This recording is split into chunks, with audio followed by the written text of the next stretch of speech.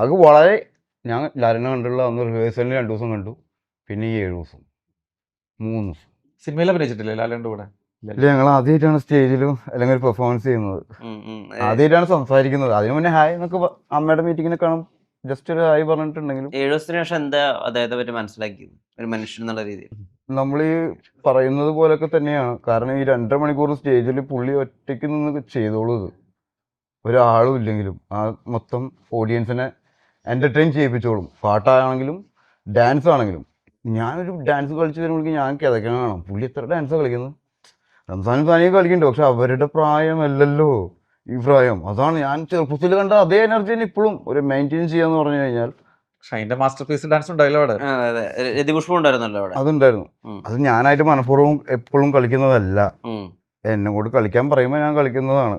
അത് വിചാരിക്കും ഇത് മാത്രമേ അറിയുള്ളൂ. വേറെ സ്റ്റെപ്പ് ആളുകൾ ഡിമാൻഡ് ചെയ്യണം. ഇപ്പൊ അദ്ദേഹം ഈ ബൈ ഡിഫോൾട്ട് അദ്ദേഹം വളരെ മെഡിറ്റേറ്റീവ് ആയിട്ട് പെരുമാറുന്ന, അല്ലെങ്കിൽ ആളുകളെ കുറച്ചുകൂടി എന്താ പറയുക സ്പിരിച്വൽ ലെവലിലൊക്കെ മനസ്സിലാക്കാൻ ശ്രമിക്കുന്ന. ആക്ച്വലി നമ്മൾ സ്പിരിച്വൽ ലെവലിലല്ലേ, നമ്മൾ സ്പിരിറ്റ്സ് അല്ലേ. നമ്മളിപ്പോ നമ്മുടെ ബന്ധുക്കൾ മരിച്ചു പോയി കഴിഞ്ഞാൽ നമ്മൾ എന്തിനാ പ്രാർത്ഥിക്കണേ? അപ്പൊ സ്പിരിറ്റിൽ വിശ്വസിക്കുന്നുണ്ടല്ലോ. അല്ലെങ്കിൽ മരിച്ചു പോയ വഴിക്കേ നമ്മൾ അച്ഛനെയും അമ്മേനെയും മറക്കൂ? ഇല്ല. അപ്പൊ വിഷ്ണു എന്തുകൊണ്ട് ദൈവത്തിൽ വിശ്വസിക്കുന്നില്ല? ആത്മാവിൽ വിശ്വസിക്കുന്നുണ്ടല്ലോ. ആ സമയത്ത് എന്തുകൊണ്ട് അച്ഛന്റെ കർമ്മത്തിന് പോകുന്നു, അമ്മയുടെ കർമ്മത്തിന് പോകുന്നു? ഞാൻ ആത്മാവിൽ വിശ്വസിക്കുന്നില്ല. ഇല്ല. അപ്പൊ ഒരു വ്യക്തി ഏറ്റവും അടുത്ത ഒരാൾ മരിച്ചു കഴിഞ്ഞാൽ അപ്പൊ ഉപേക്ഷിക്കുക അയാളോടെ? ഇല്ല, ഓർമ്മകൾ ഉണ്ടാവും. അതെങ്ങനെ ഉണ്ടാവും? അല്ല, അതെന്ത് ബ്രെയിൻ ഉള്ളതുകൊണ്ട്. ബ്രെയിൻ ഉള്ളത് കൊണ്ടല്ലേ. ബ്രെയിനുള്ള ആളുകൾ ദൈവത്തിനെ പറ്റി പറയുകയുള്ളൂ, ആ ദൈവവിശ്വാസത്തിനെ പറ്റി പറയുകയുള്ളൂ. അപ്പൊ നമ്മുടെ അച്ഛനാണെങ്കിലും അമ്മയാണെങ്കിലും മരിച്ചു, ബോഡി ജീവൻ പോയി കഴിഞ്ഞാൽ അപ്പൊ തന്നെ നമ്മളവിടെ ഉപേക്ഷിക്കില്ലല്ലോ. അച്ഛനും പോയി ഉണ്ട്, നമ്മൾ അച്ഛനെ കൊണ്ടുപോയി. അല്ലല്ല, അനുഭവങ്ങൾ എന്ന് പറഞ്ഞു കഴിഞ്ഞാൽ ഇപ്പോഴും നമ്മൾ ഒരാളെ കൊല്ലണം എന്നില്ലല്ലോ കൊലപാതകയുടെ ക്യാരക്ടർ ചെയ്യാൻ, അല്ലേ? നമ്മളിപ്പോ ലണ്ടനിൽ പോകണമെന്നില്ലല്ലോ ലണ്ടനിലെ കാര്യം പറയാൻ. ഇപ്പൊ നമ്മൾ ഈ നാട്ടിൽ കിടക്കുന്ന എല്ലാ പ്രശ്നത്തെ കുറിച്ചും ചർച്ച ചെയ്യുന്നുണ്ട്. ഇറാനിൽ മിസൈൽ ഇട്ടു, നമ്മൾ ആരെങ്കിലും കണ്ടിട്ടില്ലല്ലോ. ട്രംപ് ഇങ്ങനെ ചെയ്തു, നമ്മൾ കണ്ടിട്ടില്ലല്ലോ. എല്ലാം വിശ്വസിക്കുന്നുണ്ടല്ലോ, അല്ലേ? നമ്മുടെ അച്ഛനും അമ്മ ആണ് നമ്മൾ വിശ്വസിക്കുന്നുണ്ടല്ലോ, നമ്മളത് കണ്ടിട്ടില്ലല്ലോ. അപ്പോൾ ഈ പറയുന്നത് നമ്മുടെ അടുത്ത വ്യക്തി മരിച്ചു കഴിഞ്ഞാൽ നമ്മൾ എന്തിനാ അവരെ കറക്റ്റായി സംസ്കാരം ചെയ്ത് പിന്നെ 7 നടത്തുന്നു, 41 നടത്തുന്നു, പിന്നെ നമ്മുടെ അവർ ഫോട്ടോ വെക്കുന്നു. അവരില്ലല്ലോ ഭൂമിയില്. അപ്പോ അതെല്ലാം സോളല്ലേ, സ്പിരിച്വൽ അല്ലേ? അല്ല, ഞാൻ പറയുന്നത് സ്പിരിച്വൽ അല്ലേ? വിഷ്ണുവിന് വളരെ ആത്മവിശ്വാസത്തോടും ദൃഢനിശ്ചയത്തോടും കൂടി ഒരു ദൈവത്തിന്റെ പിക്ചറിനെ അവഹേളിക്കാൻ പറ്റുമോ? ഇല്ല, ഞാൻ ചെയ്യാറില്ല. പറ്റില്ല. അപ്പൊ വിശ്വാസം ഉണ്ട്.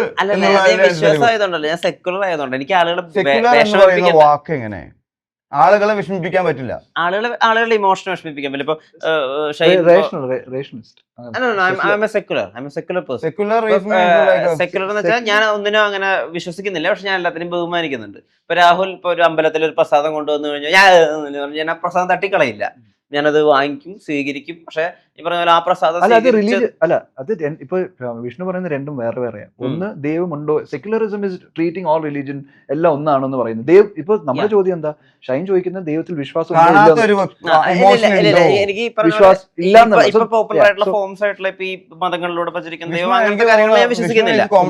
വിഷ്ണു പറയുന്ന ദൈവം എന്ന് പറയുന്നത് ഇപ്പോഴത്തെ ആളുകൾ കാണിച്ചു വെച്ചിട്ടുള്ള ഈ ഫോട്ടോന്റെ ഉള്ളിലാക്കി വെച്ചിരിക്കുന്ന ഈ ഒരു ചിത്രവും ഈ ഒരു രീതിയിലും വിശ്വസിക്കുന്നില്ല. ഇല്ല, ഞാൻ അത് വിശ്വസിക്കുന്നില്ല. അതുപോലെ പറഞ്ഞ പ്രാർത്ഥിച്ചാൽ അവിടെ നിന്ന് അദ്ദേഹം എന്തെങ്കിലും തരുന്നു ഞാൻ വിശ്വസിക്കുന്നില്ല. അങ്ങനെയൊന്നും ഞാൻ വിശ്വസിക്കുന്നില്ല. എന്ന് വെച്ചിട്ട് ഞാൻ ആളുകൾ ഇങ്ങനെ ബിലീവ് ചെയ്യുന്നു, അല്ലെങ്കിൽ ആളുകൾ അമ്പലത്തിൽ പോകുന്നു, ആളുകൾ വ്രതം എടുക്കുന്നു, അല്ലെങ്കിൽ ആളുകൾ ഈ പറഞ്ഞ പോലെ പല ഫോംസിൽ പ്രാർത്ഥിക്കുന്നു, അതിനൊന്നും നമ്മുടെ എതിരല്ല, അതൊന്നും നമുക്ക് പ്രശ്നം. നമ്മുടെ ആളുകൾ പറയുന്ന പോലെ അത് അതിനോട് പ്രശ്നങ്ങൾ ഉണ്ടാവാതിരിക്കുക, അതുകൊണ്ട് ആളുകൾ സ്നേഹിക്കുക മാത്രം ചെയ്യുക, അതിനൊന്നും ഒരു കുഴപ്പമില്ല. അതൊക്കെ ആളുകളുടെ പേഴ്സണൽ ചോയ്സ്. ഇങ്ങനെ ഒരു സംഭവം ഉണ്ടോ ഇല്ലെന്ന് എനിക്കിപ്പോഴും അറിയില്ല. ഇപ്പൊ രാജമൗലി ഇതിനെ പറ്റി പറഞ്ഞിട്ടുണ്ട്. പുള്ളിക്കും ഈ പറഞ്ഞ പോലെ പുള്ളി ഏറ്റവും അധികം സിനിമകളിൽ ഇത് പറഞ്ഞ ദൈവത്തിന്റെ പല പല ഫോമുകൾ ഉപയോഗിച്ചിട്ടുണ്ട്. പക്ഷെ പുള്ളി ഒരു ഏത്തിസ്റ്റ് ആണ്. അപ്പം പുള്ളിക്ക് അറിയില്ല ഇത് എന്താണ്, ഇത് എന്തുകൊണ്ടാണ് ഇത് ഇങ്ങനെ ഇപ്പൊ എന്താണ് ഈ ദൈവം ഉണ്ടല്ലോ, ദൈവം ഉണ്ടെങ്കിൽ പിന്നെ എല്ലാ മോശം ആളുകളെയാണല്ലോ ആദ്യം എന്താ പറയാ ശിക്ഷിക്കുകയും ഇതാക്കുകയൊക്കെ ചെയ്യുന്നത്. ഇത് ദൈവം ഉണ്ടാക്കിയതല്ല ഈ വേൾഡ്. എന്താ ദൈവം ഉണ്ടാക്കിയതല്ല ഈ വേൾഡ്. അതെ, ദിസ് ഈസ് ഈവിൾസ് വേൾഡ് ആണ്. അതായത് നമ്മൾ ക്രിസ്ത്യാനിറ്റിയിൽ പറയുന്നത് എന്താണെന്ന് വെച്ച് കഴിഞ്ഞാൽ ഏദൻ തോട്ടം ആണ് ദൈവത്തിന്റെ സ്പേസ്. അവിടെ നിന്ന് പുറത്താക്കപ്പെട്ടവരും അവിടെ നിന്ന് ഓടിപ്പോകുന്നവരാണ് ആദം, പാപം ചെയ്ത പാപബോധത്താൽ. അത് വളരെ അതിന് ആ രീതിയിൽ പറഞ്ഞാൽ കുട്ടിയായിരിക്കും ഉള്ളിൽ കയറുള്ളൂ കഥ. അതുകൊണ്ട് ആ കഥ പറയുന്നു. അപ്പോൾ നമ്മളിപ്പോൾ ഒരു വീടാന്ന് വിചാരിക്കാം, വീട്ടിലൊരു ഗ്രഹനാഥൻ, അവിടെ തെറ്റ് ചെയ്യുന്നു നമ്മൾ പ്രായപൂർത്തിയാകുമ്പോൾ. അത് പാപമാണെന്ന് മനസ്സിലായി പാപബോധത്താൽ നമ്മൾ വീട് വിട്ട് ഇറങ്ങുന്നു, അല്ലെങ്കിൽ ഒളിച്ചു ഓടുകയോ അല്ലെങ്കിൽ എന്ത് രീതിയിലും. ഈ വീട് വിട്ട് ഇറങ്ങിയ ആളല്ലേ പുറത്തു പോയിട്ട് വീട് വാങ്ങുക, അല്ലേ? അല്ലാതെ ഈ അപ്പൻ അവിടെ വീട് ഉണ്ടാക്കിയിട്ട് ഇയാളെ പുറത്താക്കുക അല്ലെങ്കിൽ ഓടിപ്പോവുകയോ ചെയ്യില്ലല്ലോ അവൻ. അപ്പൊ ഏതൻ തോട്ടത്തിൽ നിന്ന് പുറത്തു വന്നാൽ ദൈവത്തിൻ്റെതാണോ ഈ ലോകം? ആണോ? അല്ലല്ലോ. ദൈവത്തിന്റെ ലോകത്ത് നിന്ന് നമ്മൾ പുറത്താക്കപ്പെട്ടു. അപ്പൊ പുറത്തു വന്ന് നമ്മളിപ്പോ ഇവിടെ ജീവിക്കുന്നു, അല്ലേ? ആ കൺസെപ്റ്റ് വെച്ച് നോക്കുകയാണെങ്കിൽ അപ്പൊ നമ്മളാൽ ക്രിയേറ്റ് ചെയ്തപ്പെട്ട ഒരു ഭൂമിയാണത്. വിഷ്ണുവിന്റെ ഭൂമി എപ്പോഴാ തുടങ്ങുന്നത്? ഗാന്ധിജിയുടെ സമയത്ത് തുടങ്ങിയിട്ടില്ലല്ലോ. വിഷ്ണു ജനിച്ചതിന് ശേഷം എത്രയോ ദിവസങ്ങൾക്ക് ശേഷമാണ് ഇത് രാത്രിയാണെന്നും പകലാണെന്നും അച്ഛനാണെന്നും അമ്മയാണെന്നും 24 മണിക്കൂറാണെന്നും ആഴ്ചയാണെന്നും മാസമാണെന്നും ഇത് 2000 സംതിങ് ആണെന്നും ഞാൻ ഈ യുഗത്തിലാണ് ജീവിക്കുന്നതെന്നും കലിയുഗമാണെന്നും ഒക്കെ മനസ്സിലാവുന്നത്, അല്ലേ? അപ്പൊ നമ്മുടെ ലോകം തുടങ്ങിയത് എവിടെന്നാ? ആ അനാദികാലം മുതലല്ല. അപ്പൊ ഇത് ഉണ്ടാക്കിയിട്ടുള്ളത് ആരാ? ഇപ്പൊ ഈ റൂമിലിരിക്കുന്ന എല്ലാവർക്കും ഓരോ ലോകമായിരിക്കും. നമ്മൾ ഒരേ ദിവസമാണ് ജീവിക്കുന്നതെങ്കിലും, അല്ലേ? ഇനി നമ്മൾ അവസാനിക്കുന്നിടത്ത് നമ്മുടെ ആ ലോകവും തീരാം, അല്ലേ? അപ്പൊ ഇത് ഉണ്ടാക്കിയത് നമ്മളാണ്. ഇതുകൊണ്ടാണ് മായാക്കലം. വിഷ്ണു വിശ്വാസിയായിട്ട് മാറാൻ സാധ്യത അല്ല വിഷ്ണു സമ്മതിക്കുന്ന കാര്യങ്ങളാണല്ലോ, അല്ലേ? അപ്പോ ഇതെല്ലാം ക്രിയേറ്റ് ചെയ്തത് നമ്മളാ. ഇത് ദൈവമാണ് ക്രിയേറ്റ് ചെയ്തതെങ്കിൽ ഇത് ഭയങ്കര പെർഫെക്റ്റ് ആയാലേ. വിഷ്ണു ചോദിച്ച പോലെ എന്തുകൊണ്ട് ദുഷ്ടന്മാരുണ്ടായി, എന്തുകൊണ്ട് ദുഷ്ടന്മാരെ സഹായിക്കുന്നു? This is not God. God ഒരു സാധനം ഉണ്ടാക്കുമ്പോൾ പെർഫെക്റ്റ് ആയിരിക്കും. ഇത്ര ഇംപെർഫെക്റ്റ് ആയിട്ടുള്ള ഒരു സാധനം ഗോഡ് ഉണ്ടാക്കുമെന്ന് വിശ്വസിക്കുന്നില്ല. ഇല്ല. അപ്പൊ ദൈവത്തിൽ വിശ്വസിക്കുന്നുണ്ട് വിഷ്ണു. അതാണ് ഇപ്പൊ പറഞ്ഞത്. അല്ല ഇത് നമ്മൾ ഉണ്ടാക്കിയ ലോകമാണ്, ഇവൾ ലോകമാണ്, ഇവൾ ഉണ്ടാക്കിയ ലോകമാണ് എന്ന് ഞാൻ പറഞ്ഞ സമയത്ത് വിഷ്ണുവിന്റെ മനസ്സ് സ്വാഭാവികമായിട്ടും വിഷ്ണുവിന്റെ ആശയത്തോട് ചേർന്നു. അതായത് ദൈവത്തിൻ്റെതല്ല, ദൈവമില്ല, അല്ലേ? ദൈവം ഉണ്ടാക്കുമ്പോൾ അത് പെർഫെക്റ്റ് ആയിട്ടാണ് ഉണ്ടാക്കുക എന്ന് വിഷ്ണു പറഞ്ഞു, സമ്മതിച്ചു. അപ്പൊ ദൈവമുണ്ട് എന്ന് വിഷ്ണു വിശ്വസിക്കുന്നുണ്ട്. പക്ഷെ ഇതൊന്നും ദൈവമല്ല എന്നാണ് വിഷ്ണു വിശ്വസിക്കാതെ, ഈ കാണുന്നതും ഈ കാണിക്കുന്നതും, അല്ലേ? പിന്നെ നേരത്തെ ഒരു ചോദ്യം പറഞ്ഞു, ഞാൻ വെറുതെ ചോദിച്ചാണ്. വക്കീലുമാരെ പോലത്തെ പരിപാടിയാണ്. കുറെ കഴിഞ്ഞ് ചോദിക്കുമ്പോൾ അത് ഓക്കെ പറഞ്ഞു. ഇത് നമ്മൾ ഉണ്ടാക്കിയ ലോകമാണ്. അല്ലെങ്കിൽ നമ്മളൊരു ദോശ ഉണ്ടാക്കി, ഈ ദോശ പൊട്ടിപ്പോയിട്ട് ദോശയെ നമ്മൾ കുറ്റം പറയോ? ദോശയെ നമ്മൾ ശിക്ഷിക്കോ? ഇല്ല. അപ്പൊ ദൈവം ഒരു ലോകം ഉണ്ടാക്കി മനുഷ്യൻ കുറ്റം ചെയ്യുമ്പോൾ അത് ദൈവത്തിന്റെ സൃഷ്ടിയല്ലേ? ആ സൃഷ്ടി തെറ്റ് ചെയ്യുമ്പോൾ ദൈവം അതിനെ ശിക്ഷിക്കോ? ശിക്ഷിക്കോ? എങ്ങനെ? ദൈവം ഉണ്ടാക്കിയതിന്റെ പ്രശ്നം കൊണ്ടാണല്ലോ അയാൾ തെറ്റ് ചെയ്യുന്നത്, അല്ലേ? അത്രയും അല്പനാണോ ദൈവം? ഇനി പറയുന്ന ദൈവം എന്ന് പറയുന്ന കൺസെപ്റ്റ് അത്രയും അല്പനായിരിക്കുമോ? അയാൾ ഒരു സംഭവത്തെ സൃഷ്ടിക്കുന്നു, ആ സംഭവം തെറ്റ് ചെയ്യുന്നതിനെ ദൈവം ശിക്ഷിക്കുന്നു. അങ്ങനെ ഒരു അല്പനല്ല ദൈവം. സോ ഈ കൺസെപ്റ്റ് ഒക്കെ വെച്ചിട്ട് ദൈവമാൽ ഉണ്ടാക്കപ്പെട്ടതല്ലതൊന്നും. നമ്മൾ ദൈവത്തിൽ നിന്ന് അടർന്നു വീണ് കാണിക്കുകയാണ്. വെൻ മോളിക്യൂൾസ് ഒരു ഇല്ലാത്ത സ്പേസിൽ ഒരു സംഭവം ഉണ്ടാവുന്നു, അത് ഡിവൈഡ് ആവുന്നു. മോളിക്യൂൾ ഡിവൈഡ്സ് ലൈഫ്, അല്ലേ? ദാറ്റ് ഡിവൈഡ്സ് എന്ന് നമ്മൾ പഠിച്ചിട്ടുള്ളത്.